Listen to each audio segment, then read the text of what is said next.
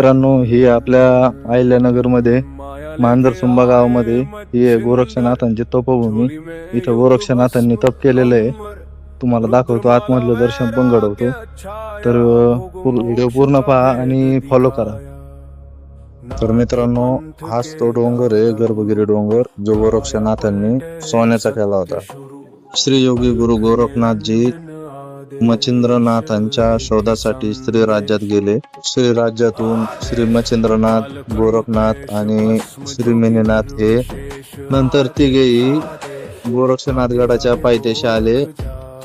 त्यावेळेस गुरु गोरक्षनाथांनी मच्छिंद्रनाथांची जोडी मच्छिंद्रनाथांकडे दिली.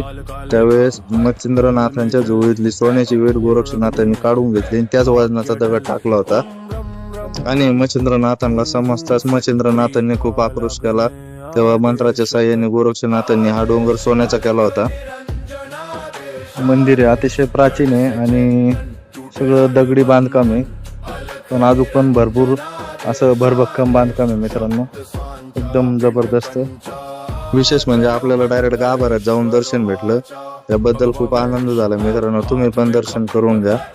आणि मंदिराच्या बाजूनी पण बाकीचे देवतांचे मंदिर आहेत, श्री भैरवनाथ आणि त्याचबरोबर श्री महादेव.